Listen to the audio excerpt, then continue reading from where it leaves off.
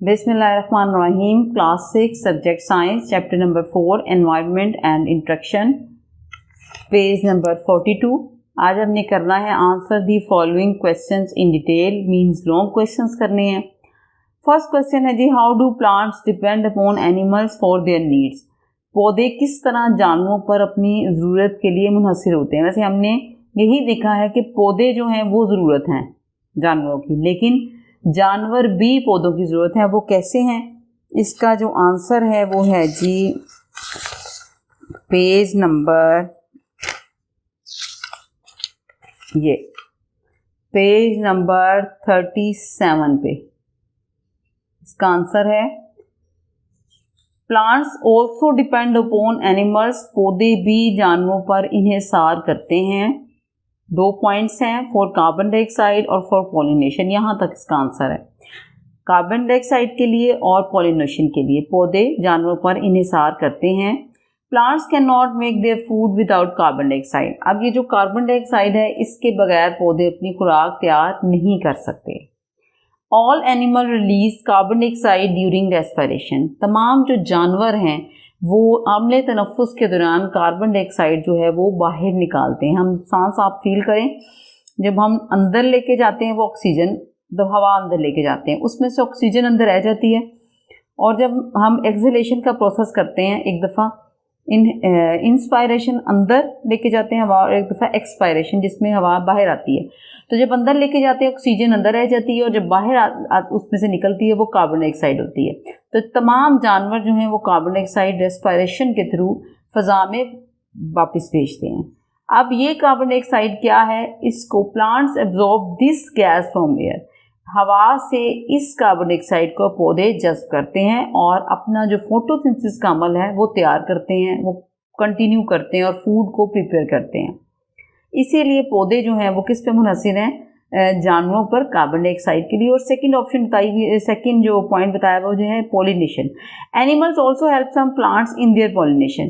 जो जानवर हैं वो कुछ पौधों की पॉलिनेशन में भी हेल्प करते हैं। पॉलिनेशन ऐसे होती है, ये अगर आप तस्वीर अगर देख लें, कुछ पोलन्स होते हैं, पोलन्स येलो कलर के, जिन्हें उर्दू में जरदाने कहते हैं, वो हवा के ज़रिए भी जाते हैं, वो जानवरों के ज़रिए भी जाते हैं और पानी के ज़रिए भी जाते हैं। जानवरों की बॉडी से ये पोलन्स चिपक जाते हैं। जैसे जैसे जानवर दूर दराज इलाकों में जाते हैं, दूर दराज जगहों पे जाते हैं, तो वैसे वैसे पोलन्स वहाँ पे गिर जाते हैं, और इस तरह जिससे आप समझ लें कि नई वैरायटी पैदा होने के चांसेस होते हैं पॉलिनेशन में। तो एनिमल्स जो हैं वो पॉलिनेशन में भी हेल्प करते हैं पौधों की। फर्स्ट क्वेश्चन का आंसर था यहाँ से लेकर यहाँ तक। अच्छा, जब सेकंड क्वेश्चन देखते हैं,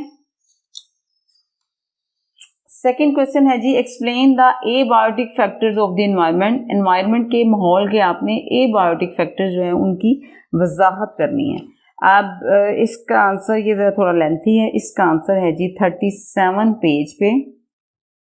अगर आप देखें यहाँ पे एबायोटिक कंपोनेंट्स, यहाँ से शुरू होता है इसका answer. Abiotic components means non living components. Abiotic जो अज्जा हैं उनका मतलब है जो नॉन लिविंग, बेजान अज्जा हैं माहौल के, जिसमें आती है जो लाइट आता है, टेम्परेचर आता है, सोइल आती है, एयर आता है। लाइट रोशनी, टेम्परेचर दर्जा हरारत, सोइल ज़मीन, एयर हवा और पानी। 1 2 3 4 5 है जी एबायोटिक कंपोनेंट्स। इसको हम 1 बाय 1 स्टडी करते हैं। लाइट क्या है? Light is a very important abiotic factor of the environment. जो रोशनी है वो माहौल का बहुत ही अहम एबायोटिक फैक्टर्स है। The ultimate source of light energy is the sun. जो सबसे बुनियादी जरिया है लाइट एनर्जी का वो सूरज है। Plants need sunlight for photosynthesis. पौधों को इसकी फोटोसिंथेसिस के लिए सनलाइट की, सूरज की एनर्जी की ज़रूरत होती है। All animal use the food prepared by plants. अब तमाम जानवर जो हैं वो पौधों की खुराक इस्तेमाल करते हैं। इस तरह आप देखें, सनलाइट जो है वो डायरेक्टली पौधों को चाहिए और इनडायरेक्टली किसको चाहिए? जानवरों को। Most animals including human beings need sunlight for most of their activities. और बहुत से जानवर जिसमें इंसान भी शामिल है, उनको अपने जो एक्टिविटीज़ होती हैं, रोज़मर्रा की सरगर्मियाँ, उसके लिए भी सूरज की रोशनी की ज़रूरत होती है। जैसे धूप, विटामिन डी का सबसे बेहतरीन ज़रिया है। सर्दियों में धूप चाहिए होती है। इसके अलावा अगर आप देखें सुबह के टाइम जो सनलाइट है वो हमें इसलिए भी ज़रूरी है, रोशनी का सोर्स भी है। तो इस तरह जो लाइट वाला पार्ट है अगर आप देखें तो वो मेनली एनर्जी फ्राहम कर रहा है, प्लांट्स उससे फोटोसिंथेसिस का अमल कर रहे हैं, इनडायरेक्टली वो एनिमल्स को भी मिल रही है प्लांट्स की फूड के थ्रू।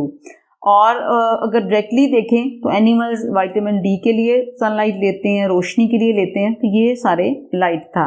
सेकेंड पार्ट है जी temperature. The heat of the sun greatly influence the temperature of a place. जो सूरज की जो हरारत होती है वो किसी भी जगह के दर्जा हरारत को मुतासिर करती है। Some places on earth like deserts are too hot and others like glaciers are too cold for animals and plants to survive। अब किस तरह उसने एग्जाम्पल दी है, कुछ जगह जो है ज़मीन की जैसा कि सहरा बहुत गर्म होते हैं और कुछ जगह जैसा कि ग्लेशियर्स होते हैं वो बहुत ठंडे होते हैं, और जानवर और पौधों के ज़िंदा रहने के लिए मतलब ग्लेशियर्स जो हैं बहुत ठंडे हैं और सहरा जो है वो बहुत गर्म है। There is a great difference of temperature between day and night of a desert। अब उसे कहें सहरा के दिन और रात में, रात के दर्जा रात में बहुत फ़र्क होता है। Days are hot, दिन गर्म होते हैं, and nights और रातें जो होती हैं वो ठंडी होती हैं। Most organisms are active at temperature between 0 and 45। बहुत से जानदार जो होते हैं वो 0 और 45 के दरमियान एक्टिव होते हैं। ह्यूमन बींग भी इसी में आते हैं।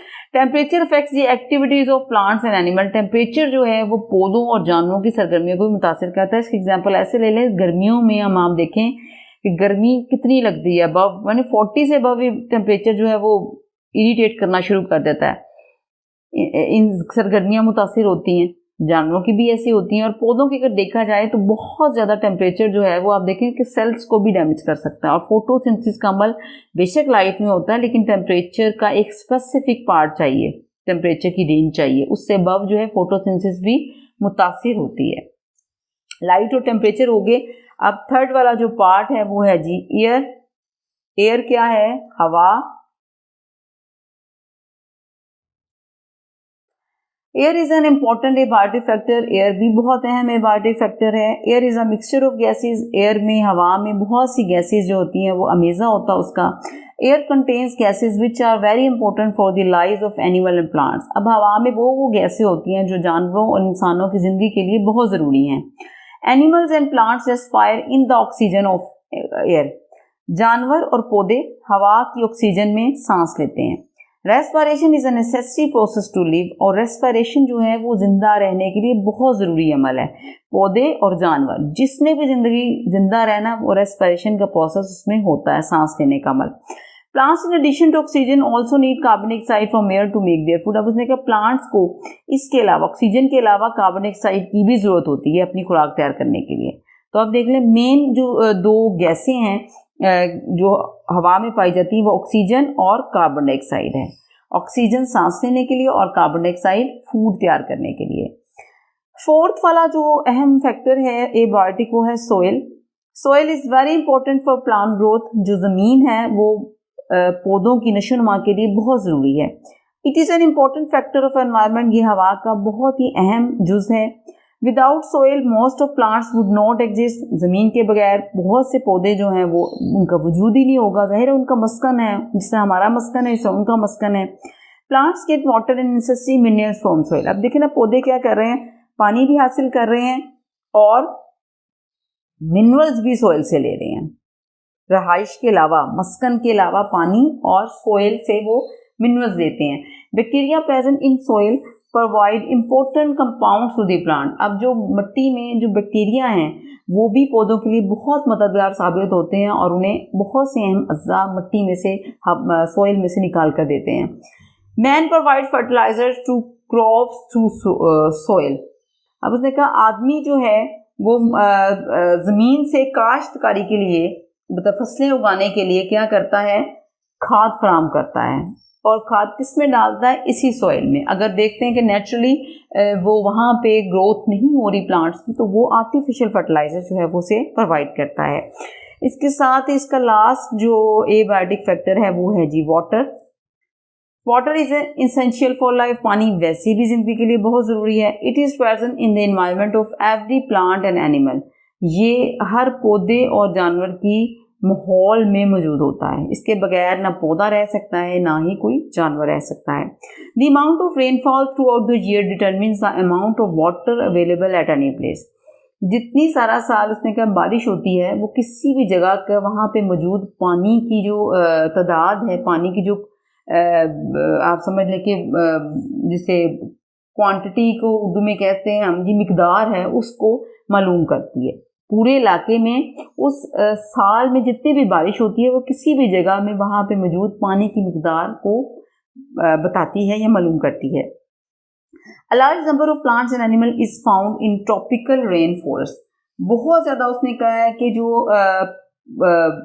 पौधे और जो जानवर हैं वो कहाँ पाए जाते हैं? ट्रॉपिकल रेन फॉरेस्ट, मरतूब घने जंगलात में।